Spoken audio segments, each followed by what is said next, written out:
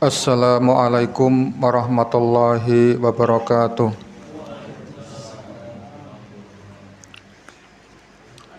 Innal hamdalillah nahmaduhu wa nasta'inuhu wa nastaghfiruh wa na'udzu billahi min shururi anfusina wa min sayyiati a'malina may yahdihillahu fala mudhillalah wa may yudlil fala hadiyalah. Asyhadu an la ilaha illallah wahdahu la syarikalah wa asyhadu anna Muhammadan abduhu wa rasuluh. Ya ayyuhalladzina amanu taqullaha haqqa tuqatih wa la tamutunna illa wa antum muslimun. Ya ayyuhan nasu taqu rabbakumul ladzi khalaqakum min nafsin wahidah wa khalaqa minha zawjaha wa bassa minhuma rijalan katsiran wa nisaa'a wattaqullaha alladzi tasaaluna bihi wal arham innallaha kana 'alaikum raqiba.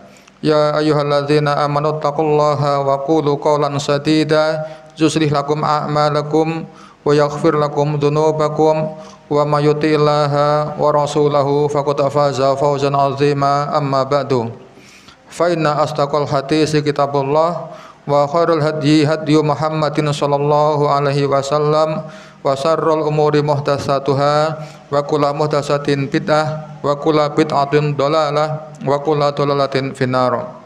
Jamaah kaum muslimin yang semoga dirahmati Allah Subhanahu wa taala, tak lupa kita ucapkan syukur kehadirat Allah Subhanahu wa taala karena berkat karunia, rahmat dan kasih sayang dari Allah Subhanahu wa taala kita masih diberi kesempatan oleh Allah Subhanahu wa taala untuk bisa hadir di dalam majelis ini dalam keadaan sehat walafiat. Kemudian salawat beserta salam semoga tetap tercurahkan kepada junjungan kita Nabi Muhammad sallallahu alaihi wasallam, dan semoga salawat beserta salam tersebut bisa tercurahkan kepada semua ahlul baitnya, kemudian para sahabatnya, kemudian kepada semua pengikutnya dari orang-orang yang mengikuti sunnah-sunnah beliau hingga hari kiamat kelak. Pada pertemuan yang lalu kita telah bahas tentang masalah berdoa kepada wali-wali Allah dan kepada orang-orang soleh. Kemudian Syekh Muhammad bin Abdul Wahab beliau mengatakan, hadhihi a'dhamu mas'alatin khalafahum fiha Rasulullah sallallahu alaihi wasallam. Jadi berdoa kepada orang-orang soleh atau bisa dikatakan sebagai beribadah kepada orang-orang soleh itu adalah perkara yang paling agung, perkara yang paling besar yang diselisih oleh Rasulullah sallallahu alaihi wasallam. Maka dari itu Nabi Muhammad SAW beliau menganjurkan kepada umatnya, menyuruh kepada umatnya untuk berbuat ikhlas kepada Allah Subhanahu wa taala. Dari sini bahwa sesungguhnya Nabi Muhammad SAW mengatakan bahwa sesungguhnya agama itu hanya untuk Allah Subhanahu wa taala. Begitu juga para rasul dari rasul-rasul sebelum Nabi Muhammad SAW, mereka diutus ke dunia ini, mereka diutus kepada umatnya dalam rangka untuk ikhlas beribadah hanya kepada Allah Subhanahu wa taala. Karena suatu amalan, suatu ibadah apabila kita tidak ikhlas, maka amalan tersebut juga tidak akan diterima oleh Allah Subhanahu wa taala. Dan begitu juga Nabi Muhammad SAW menghabarkan kepada kita, menghabarkan kepada umatnya bahwa sesungguhnya apabila ada seseorang mereka beribadah kepada Allah Subhanahu wa taala, kemudian mereka menganggap itu adalah sebuah pergaulan yang baik, maka Allah Subhanahu wa taala mengharamkan baginya surga dan tempat mereka adalah neraka. Wal'iyadzubillah. Oleh sebab itu, beribadah kepada selain Allah itu adalah pembeda yang oleh sebab itulah diutus oleh Allah Subhanahu wa taala mengutus kepada umatnya para rasul-rasul. Suatu pembeda yang membedakan antara orang muslim dengan orang-orang kafir. Dan disinilah terjadi permusuhan, terjadi pertikaian di antara orang Islam dan orang-orang kafir, dan dari situlah disyariatkan jihad di jalan Allah Subhanahu wa taala. Sebagaimana Allah Subhanahu wa taala berfirman di dalam Al-Qur'an surat Al-Anfal ayat yang ke-39, A'udzubillahi minasyaitonir rajim wa qatiluhum hatta la takuna fitnatun wa yakuna dinu kulluhu lillah. Dan perangilah mereka perangilah orang-orang kafir, perangilah orang-orang musyrik, sehingga tidak ada fitnah di muka bumi ini. Fitnah dalam artiannya adalah fitnah kesyirikan, sehingga semua agama, semua peribadatan itu hanya dipersembahkan, hanya ditujukan kepada Allah Subhanahu wa taala semata. Maka ketika kita bahas tentang permasalahan ini, kita dapati bahwa sesungguhnya perkara yang paling agung, perkara yang diselisih oleh Rasulullah SAW di sini adalah masalah apa? Masalah kesyirikan kepada Allah Subhanahu wa taala.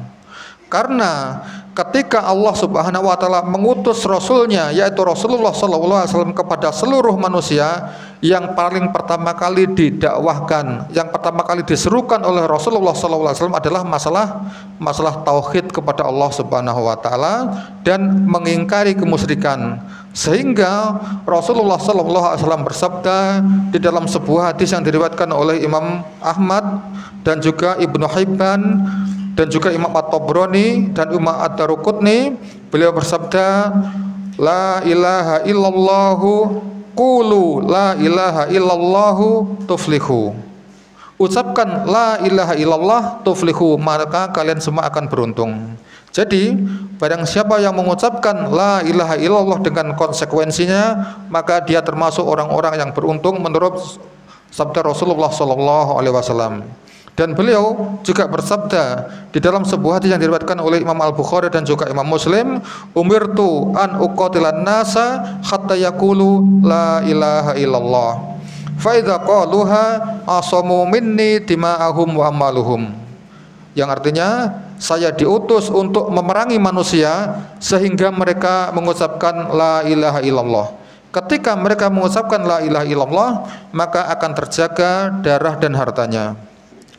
Maka dari itu, pada zaman itu Nabi Muhammad SAW, beliau ketika di dalam dakwah beliau, mereka tidak pilih-pilih semua umatnya, dari kerabatnya, dari selain kerabatnya, dan semua umatnya di negeri Arab, yaitu orang-orang kafir pada waktu, orang-orang Qusar, orang-orang Quraisy. Beliau menemui semuanya mereka ditemui, masyarakatnya, kemudian mereka menemui mereka di tempat mereka berada, di rumah-rumah mereka, di mana mereka bertemu. Nabi Muhammad SAW mereka mengatakan, sembahlah Allah, yaitu ucapkanlah la ilaha illallah. Bahkan Nabi Muhammad SAW ketika berada di musim haji, di musim haji, sebagaimana kita ketahui, ibadah haji ini adalah peninggalan dari Nabi Ibrahim alaihissalam. Ketika ajaran Nabi Ibrahim alaihissalam ini telah punah di Jazirah Arab, itu masih tersisa ibadah haji. Jadi ibadah haji ini masih tetap dikerjakan oleh orang-orang jahiliyah pada waktu itu. Sehingga pada musim haji, Nabi Muhammad SAW ini semakin giat dalam berdakwah kepada semua manusia yang mereka datang dalam rangka ibadah haji pada waktu itu. Ketika ada kabilah haji dari negeri Sam, dari Yaman, kemudian dari Taif, dari Madinah dan sebagainya, maka Nabi Muhammad SAW berusaha menemui mereka semua dalam rangka untuk dakwah, yaitu dakwah tauhid, yaitu menyerukan peribadatan hanya kepada Allah Subhanahu wa taala, kemudian meninggalkan kesyirikan kepada Allah Subhanahu wa taala. Maka Nabi Muhammad SAW mendakwakan tauhid kepada semua mereka. Mereka pergi, Nabi Muhammad SAW pergi ke tempat-tempat mereka berada, di kemah-kemah mereka, semua itu didatangi oleh Nabi Muhammad SAW dalam rangka mereka berdakwah kepada Allah Subhanahu wa taala. Maka dari itu, mengesahkan Allah Subhanahu wa taala dalam beribadah itu adalah tadi dikatakan adalah dakwah pertama dari Rasulullah sallallahu alaihi wasallam. Karena apa? Karena tauhid itu adalah asas, pondasi, dasar keimanan seseorang.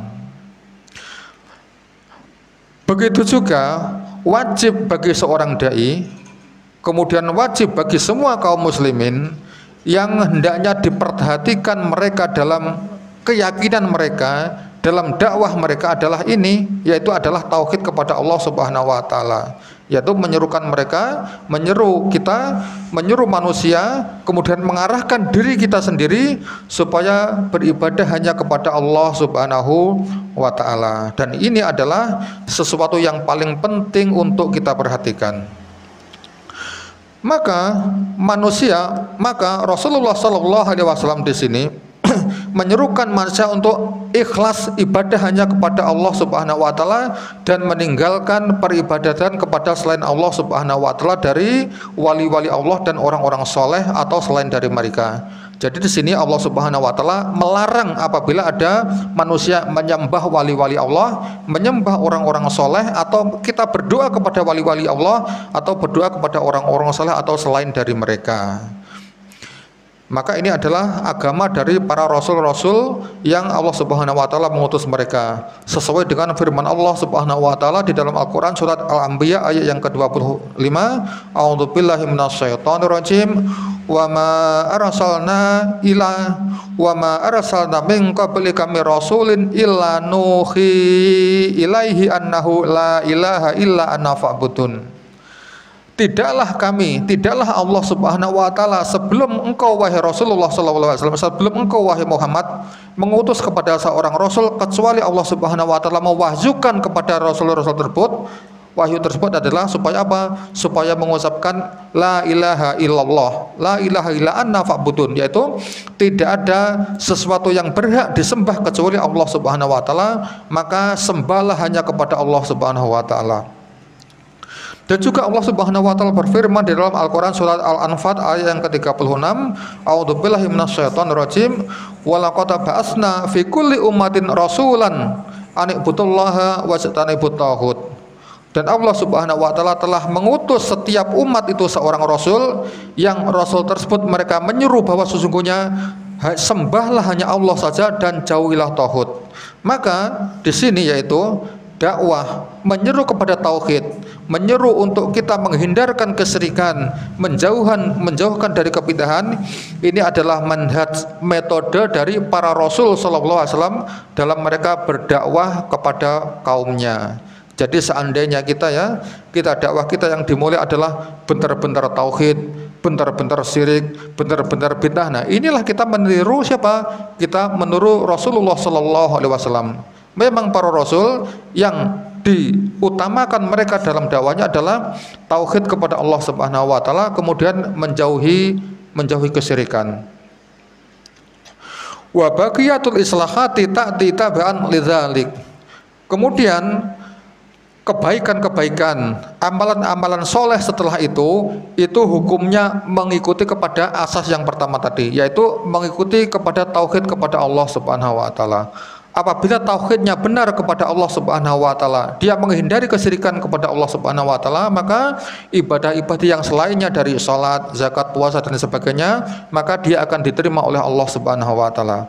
Akan tetapi bagaimanapun kita beribadah kepada Allah Subhanahu wa taala, baiknya kita ibadah kepada Allah Subhanahu wa taala, akan tetapi apabila di dalam hati kita masih ada kesyirikan atau kebidahan dan sebagainya, maka amalan-amalan kita itu bagaimanapun bagusnya, maka dia akan juga tidak diterima oleh Allah Subhanahu wa taala. Maka Allah Subhanahu wa taala tidak akan menerima amal kecuali amal tersebut hanya ikhlas hanya kepada Allah Subhanahu wa taala. Kita beramal itu tidak boleh dalam rangka apa? Dalam rangka kita persembahkan kepada umpamanya kepada penunggu gunung, penunggu pohon atau batu dan sebagainya. Kemudian amalan itu juga harus sesuai dengan apa-apa yang dituntunkan oleh Rasulullah sallallahu alaihi wasallam. Seperti firman Allah Subhanahu wa taala di dalam surat Al-Kahfi ayat yang ke-110, A'udzubillahi minasyaitonirrajim, faman kana yarju liqa'a rabbih falyamal amalan shalihan wa la yusyrik bi ibadati rabbih ahada. Barang siapa yang mereka berharap untuk bertemu Rabbnya, maka hendaknya dia beramal dengan amalan-amalan soleh dengan ikhlas. Dia tidak mensekutukan Allah dengan sesuatu apapun. Dan juga firman Allah Subhanahu wa taala di dalam Al-Qur'an surat An-Nisa ayat yang ke-36, A'udzubillahi minasyaitonirrajim, wa'budullaha wa la tusyriku bihi syai'a. Hendaknya kalian semua menyembah hanyalah kepada Allah Subhanahu wa taala dan meninggalkan kesyirikan kepada Allah Subhanahu wa taala. Maka dari sini Nabi Muhammad sallallahu alaihi wasallam ketika beliau diutus oleh Allah Subhanahu wa taala ke muka bumi, yang diseru oleh Rasulullah sallallahu alaihi wasallam itu tidak hanya untuk beribadah kepada Allah semata. Jadi Berbeda dengan dai-dai kita pada umumnya yang diseru adalah apa? Cuma kebaikan-kebaikan saja. Kalian coba ibadah sholat, puasa, haji dan sebagainya. Akan tetapi di sini Nabi Muhammad SAW di samping menyeru umatnya untuk beribadah hanya kepada Allah Subhanahu Wa Taala, beliau juga melarang umatnya dari berbuat kesyirikan. Karena li'anna ibadatallahi la taqbalu illa idza kana fiha syirkun. Karena apa? Karena sesungguhnya kita beribadah kepada Allah Subhanahu wa taala ketika kita masih berbuat syirik, maka dari sinilah ibadah kita tidak akan diterima oleh Allah Subhanahu wa taala. Maka dari sini ada kaidah dari para ulama tentang alamat usuluddin. Mereka mengatakan wal kufru bit taghuti muqaddamun alal imani billahi. Kita mengingkari tauhid, kita mengingkari sesuatu yang diibadai selain Allah Subhanahu wa taala itu didahulukan daripada kita beriman daripada Allah Subhanahu wa taala. Jadi kita yang pertama kita jauhkan dulu segala sesuatu yang diibadai selain dari Allah Subhanahu wa taala itu kita jauhkan dulu, baru kita beriman kepada Allah Subhanahu wa taala. Dalilnya apa? Dalilnya adalah Al-Qur'an surat Al-Baqarah ayat yang ke-256.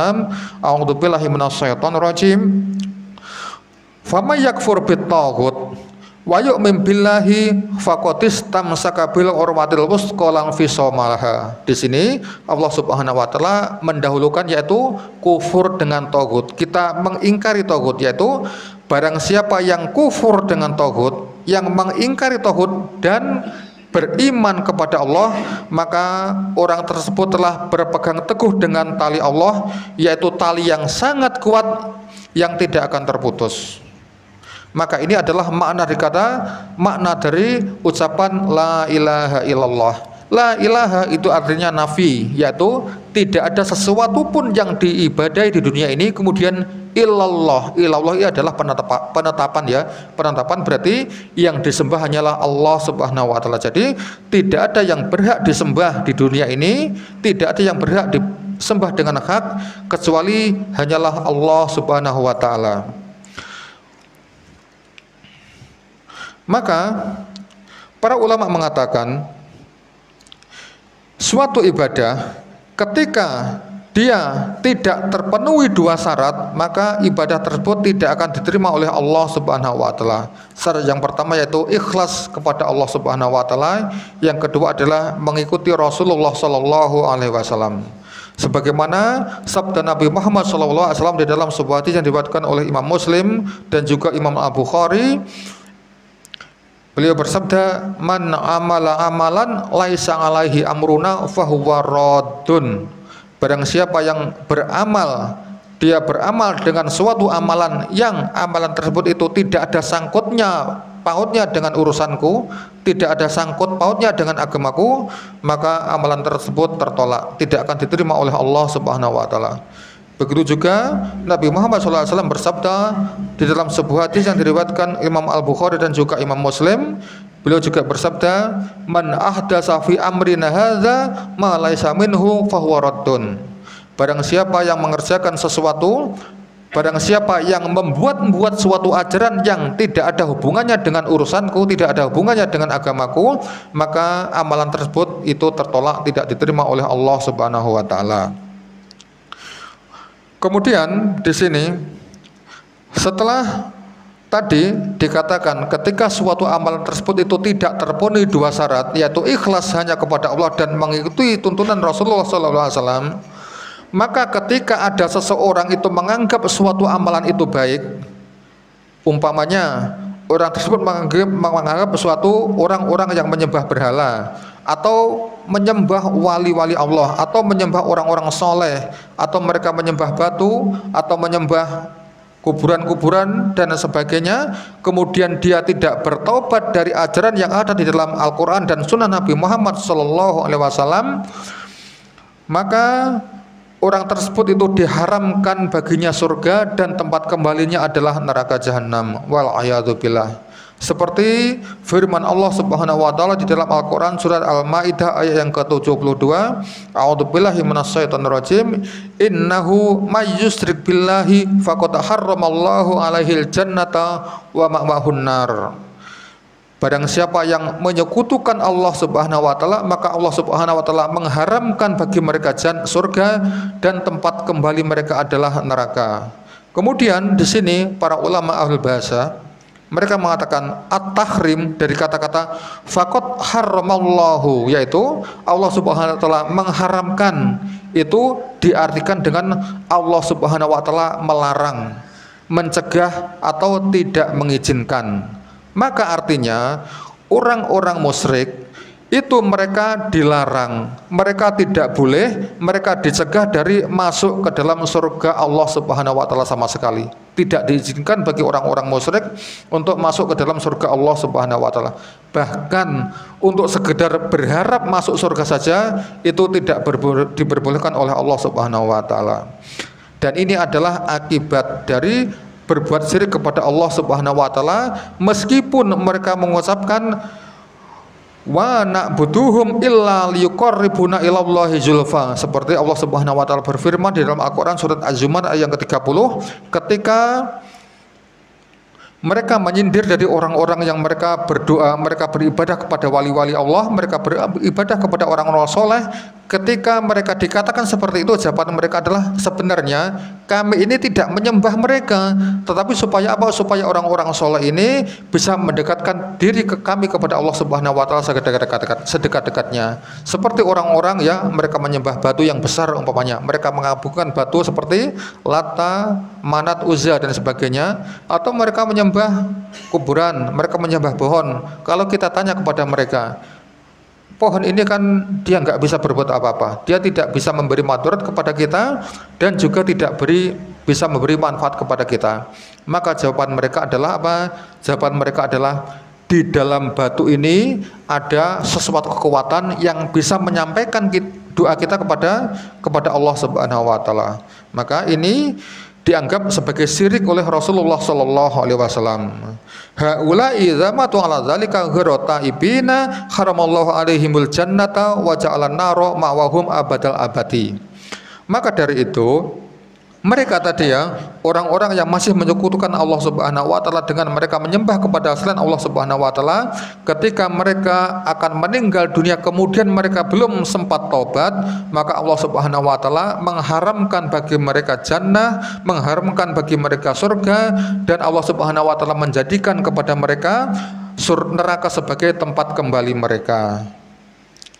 Maka dari itu, bagi orang-orang yang mengharapkan dirinya selamat di dunia dan di akhirat, hendaknya mereka memperhatikan masalah ini.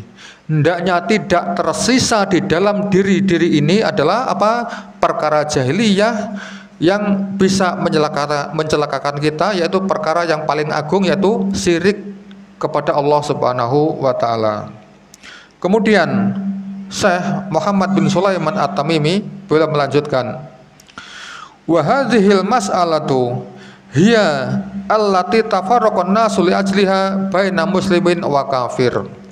Perkara ini yaitu perkara beribadah kepada selain Allah Subhanahu wa taala adalah perkara yang membedakan antara seorang muslim dan seorang kafir. Yang dimaksud dengan perkara ini adalah masalah tauhid dan masalah syirik. Ketika Nabi Muhammad SAW berdakwah kepada umatnya, kemudian para ulama mereka berdakwah kepada umatnya, kemudian kita di zaman kita sekarang ini, para asatizah dan sebagainya, mereka berdakwah kepada masyarakatnya, maka di masyarakat ini terjadi dua kelompok.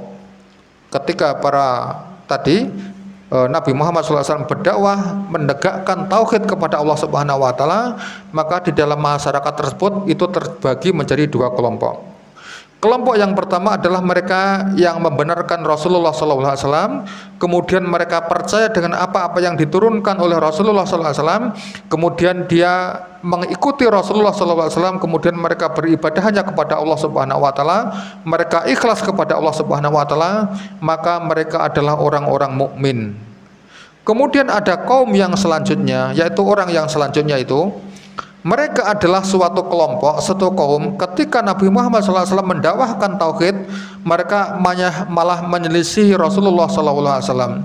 bahkan mereka tetap berada ke dalam kesyirikan mereka. Mereka tetap di dalam ibadah-ibadah mereka kepada Tuhan-Tuhan mereka, yaitu Tuhan-Tuhan selain Allah.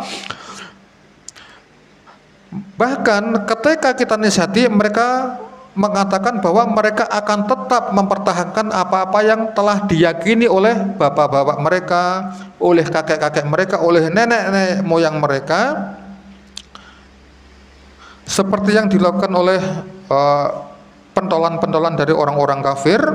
Bahkan mereka memusuhi Rasulullah SAW, bahkan mereka tidak menginginkan apa-apa yang telah mereka kerjakan, yang telah mereka budayakan, yang telah mereka rawat selama ini, itu mereka tinggalkan, seperti yang difirmankan oleh Allah Subhanahu wa taala di dalam Al-Qur'an surat Az-Zukhruf ayat yang ke-23, A'udzubillahi minasyaitonirrajim.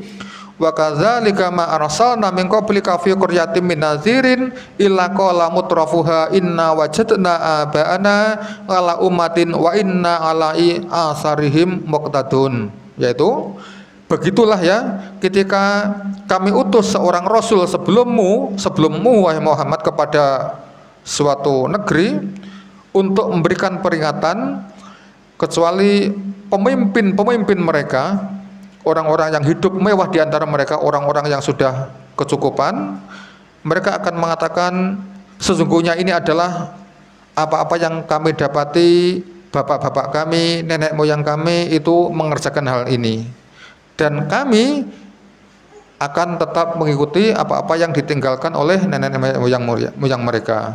Dan juga Allah Subhanahu wa taala berfirman dalam Al-Qur'an surat Ad-Hud yang ke-63, yaitu a'udzubillahi minasyaitonir rajim, atanha an na'budu ma ya'budu abauna. Ketika Nabi berdakwah, ketika kita berdakwah, ketika para ustadz berdakwah, mereka mengatakan, apakah kamu melarang kami untuk beribadah seperti ibadahnya nenek moyang kami, beribadah kepada bapak-bapak kami? Pernah kita jamaah ya, ketika kita sampaikan kepada mereka, mereka mengatakan ini adalah peninggalan kita, peninggalan leluhur kita dan sebagainya. Pernah nggak jamaah ya, kita kasih tahu mungkin teman kita atau mungkin keluarga kita, mereka mengatakan, loh bapak kita memang sudah dari itu begini, kenapa kamu kok berbuat yang aneh-aneh? Nah, seperti itu ya. Pernah nggak? Ada cerita sedikit nih. Dahulu kami pernah diminta tolong untuk mengantarkan ikhwan kita untuk khidbah sama akhwat yang dia sudah mengenal sunnah. Ikhwan juga sudah mengenal sunnah, akan tetapi orang tua dari si akhwat ini dia belum mengenal sunnah.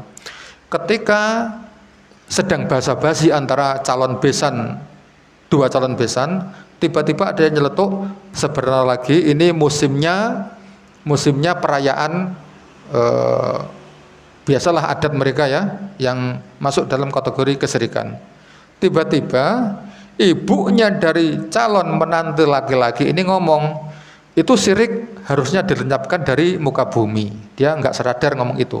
Tiba-tiba pihak perempuan dia membela diri. Nggak bisa. Itu adalah peninggalan leluhur nenek moyang kita.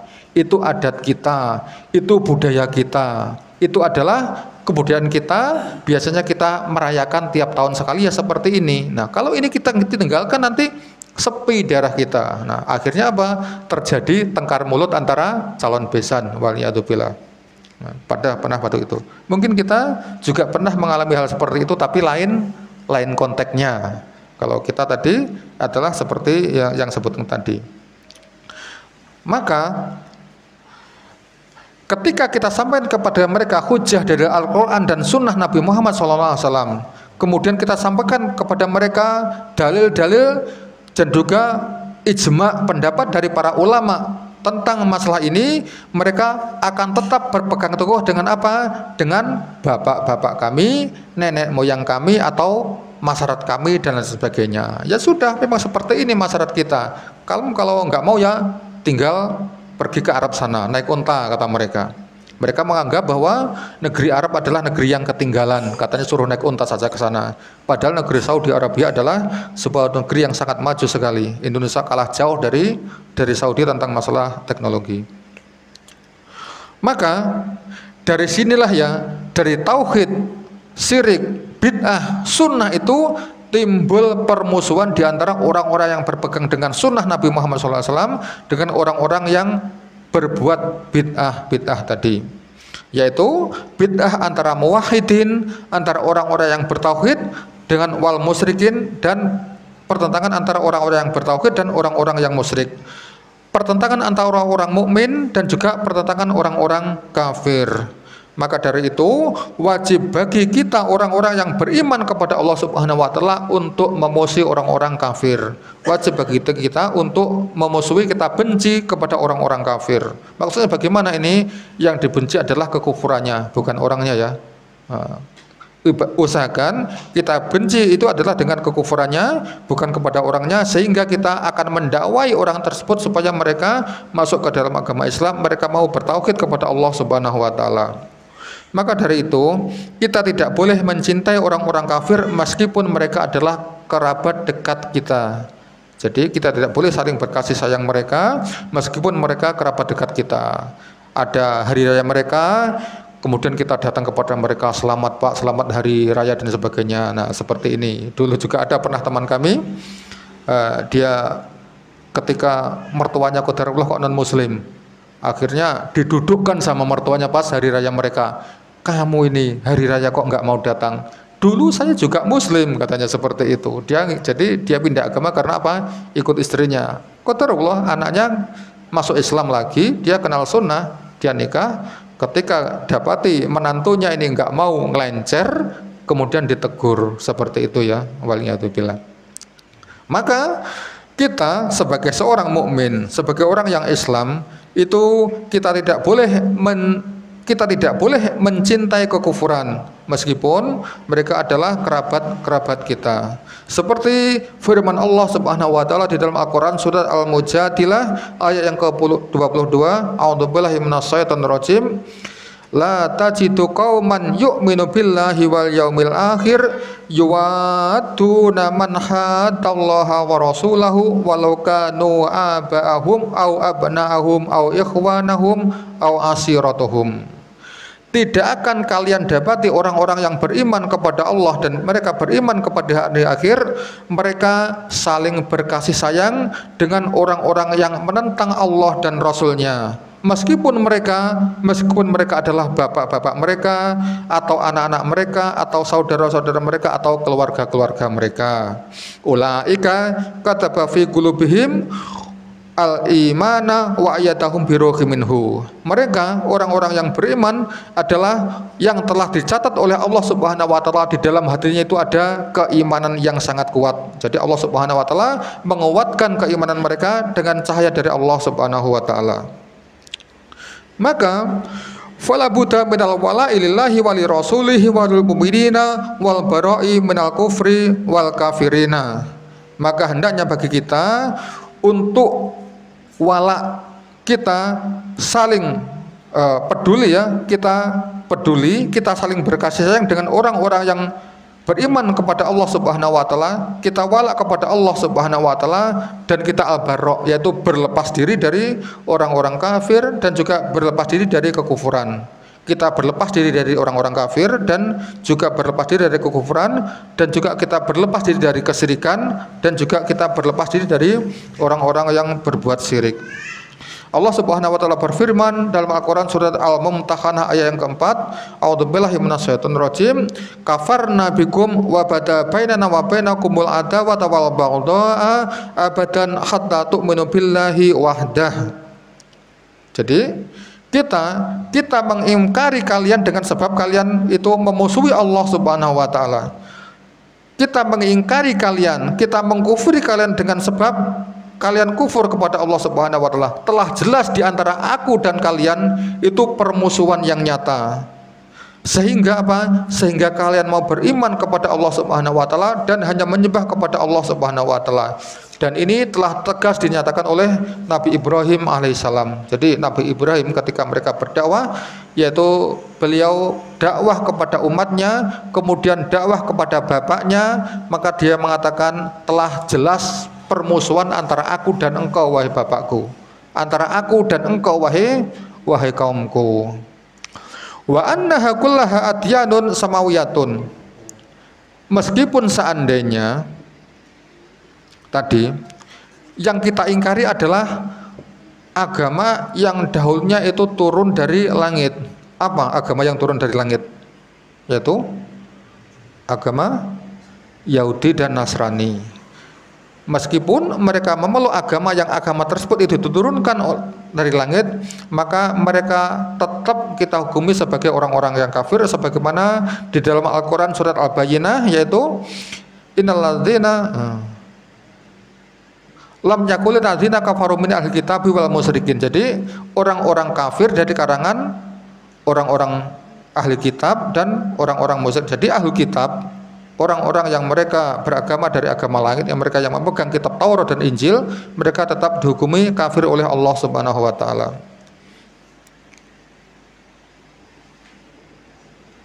Maka bahkan di sini semua agama selain agama Islam, meskipun agama tadi itu diturunkan dari langit, maka hukumnya sama.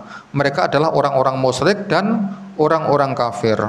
Bal ba'duhum yatajarra'a au yaqulu la takfur al yahudu wan nasara. Bahkan di antara mereka yang orang-orang yang menentang Rasulullah SAW, orang-orang yang menentang dakwah tauhid, mereka bahkan mengatakan apa? Yahudi dan Nasrani ini enggak kafir. Alasan mereka apa? Alasan mereka adalah agama yang diturunkan kepada mereka adalah agama samawi. Kitab mereka adalah kitab Taurat dan kitab Injil, kitab yang diturunkan oleh Allah Subhanahu wa taala.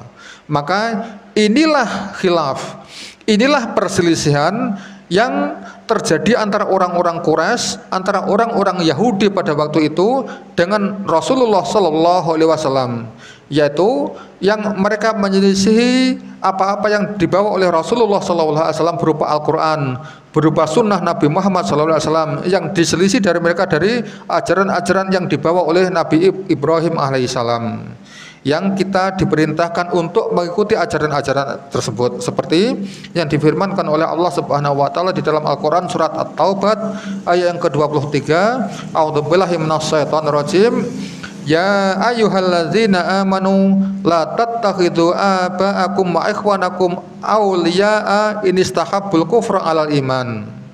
Wahai orang-orang yang beriman, janganlah kamu mengambil bapak-bapak kalian atau saudara-saudara kalian itu sebagai kekasih ketika apa? Ketika mereka lebih mencintai kekufran daripada keimanan kepada Allah Subhanahu wa taala. Wa may yatawallahu minkum faulaika humuz zalimun.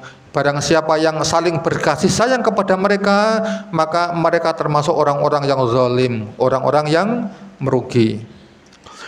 Wa haula'i yaqulun, dan bahkan di antara mereka mengatakan al yahudu wa nasara ahlu kitabi wa ahlu iman wa kula atiyadun bin indillahi natafahum fima bainana wa nata'awanu wa la takfur al yahudu wa nasara. Tadi disebutkan bahwa bahkan tadi di antara mungkin di antara mereka ada yang mengatakan bahwa orang-orang Nasrani dan orang-orang Yahudi tadi mereka tidak dianggap sebagai orang-orang kafir. Karena apa? Karena mereka menganggap bahwa agama yang mereka peluk adalah agama yang diturunkan oleh Allah Subhanahu wa taala. Kemudian hadzi da'watul al'an qa'imatun wa hiya qada'u 'alal wala'i wal bara'i bainal mu'minil wal kuffar kullu man lam yu'minu bi rasuli Muhammadin fa huwa kafir sawan kana kitabiyan au ghairu kitabi. Kemudian pengakuan itu, pengakuan bahwa apa? Bahwa orang-orang Yahudi dan Nasrani ini bukan orang-orang kafir, itu ada sampai zaman kita sekarang ini. Bahkan yang mengatakan itu kadang-kadang juga mereka yang mengaku sebagai dai-dai kepada kebaikan. Dari kalangan penceramah-ceramah ada di antara mereka mengatakan bahwa apa? Orang-orang dari kalangan Yahudi dan Nasrani mereka apa? Mereka tidak kafir. Alasannya ya macam-macam, mereka dengan kias-kias mereka, seperti umpamanya sembelihan mereka itu boleh kita makan, kemudian anak-anak perempuan mereka boleh kita nikahi dan lain sebagainya. Itu dianggap sebagai alasan bahwa mereka adalah bukan orang-orang yang kafir.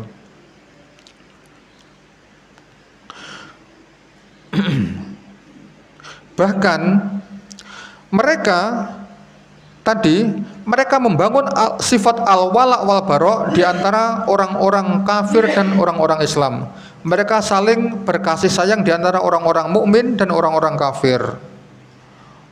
Padahal setiap orang yang mereka tidak mau beriman kepada Rasulullah SAW, mereka hukumi sebagai orang-orang kafir meskipun mereka adalah ahli kitab dan selain dari mereka. Ya, tadi kita di sini, barang siapa yang tidak mau beriman kepada Rasul Muhammad SAW, maka dia dihukumi orang-orang kafir. Kemudian ada orang mengatakan bahwa Yahudi dan Nasrani itu sebagai bukan orang-orang kafir karena agama mereka adalah agama samawi. Padahal kita ketahui bahwa orang-orang Yahudi dan orang-orang Nasrani ini mereka tidak mau beriman kepada Rasulullah Sallallahu Alaihi Wasallam. Maka dari sini jelaslah kekufuran mereka karena mereka tidak mau beriman kepada Rasulullah Sallallahu Alaihi Wasallam. Karena setelah diutusnya Rasulullah Sallallahu Alaihi Wasallam, tidak boleh bagi seorang pun kecuali beriman kepada Rasulullah Sallallahu Alaihi Wasallam saja. Barang siapa yang tidak beriman kepada Rasul, maka dia dihukumi kafir. Sedangkan tadi Yahudi dan Nasrani mereka tidak mau beriman kepada Rasulullah Sallallahu Alaihi Wasallam. Sebagaimana sabda Nabi Muhammad SAW di dalam sebuah hadis yang diriwayatkan oleh Imam Muslim, beliau bersabda ketika mendapati Umar bin Khattab radhiyallahu anhu, beliau memegang lembaran yang di situ berisi ajaran-ajaran dari Taurat. Ketika Umar bin Khattab ini memegang itu, ditanya oleh Rasulullah SAW, apa itu wahai Ibn al-Khattab? Kemudian Umar ini jawab, ini adalah Taurat, kelihatannya bagus ajaran ini wahai Rasulullah. Nah, setelah itu Nabi Muhammad SAW bersabda, walladzi nafsu Muhammadin biyadihi la yasma'u bi ahadun min hadhil ummati yahudiyyun wala nasraniyyun summa yamutu wa lam yu'min billadzi ursiltu bihi illa kana min ashabin nar. Ini kata Nabi Muhammad SAW, yaitu demi zat yang jiwaku itu berada di tangannya, tidaklah satu orang pun ketika mereka mendengarkan seruan dari Nabi Muhammad SAW, mendengar seruan dari Rasulullah SAW, dari kalangan Yahudi atau dari kalangan Nasrani, kemudian mereka meninggal dunia dalam keadaan tidak mau beriman dengan Rasulullah SAW, kecuali mereka adalah penduduk neraka. Nah, jelas ya. Jadi semua orang ketika mereka tidak mau beriman kepada Rasulullah SAW, maka orang tersebut termasuk dari orang-orang kafir yang kelak mereka akan masuk ke dalam neraka jahanam. Maka semenjak diutusnya Rasulullah SAW, tidak diizinkan bagi seorang pun untuk keluar dari agama yang dibawa oleh Rasulullah SAW. Sehingga di sini tadi ya, lanjutan dari hadis tersebut, ketika di sini, wallahi, kata Rasulullah SAW di dalam sebuah hadisnya tadi, laukana akhi Musa hayyan ma wasi'ahu illa ittiba'i, katanya, demi Allah, seandainya saudaraku Nabi Musa masih hidup pada masa ini, maka tidak boleh baginya kecuali mengikuti agamaku ini. Ini kata Rasulullah SAW. Nah, ketika didapati Umar bin Khattab memegang Taurat, maka Nabi Muhammad SAW mengatakan seandainya Nabi Musa masih hidup pada zaman itu, maka tidak diperkenankan bagi Nabi Musa kecuali beliau juga harus mengikuti Nabi Muhammad SAW. Lanjutkan sedikit ya. Begitu juga setelah diutusnya Nabi Muhammad SAW, itu tidak ada agama yang sahih, tidak ada agama yang besar, yang benar, kecuali hanyalah agama Islam saja. Dan selain dari agama-agama Islam itu sebagai agama yang batil atau agama yang telah dimansuh, yang telah dihapus hukum-hukumnya. Tadi agama-agamanya orang-orang Yahudi, agamanya orang-orang Nasrani memang betul itu adalah agama samawi. agama yang diturunkan oleh Allah Subhanahu wa taala.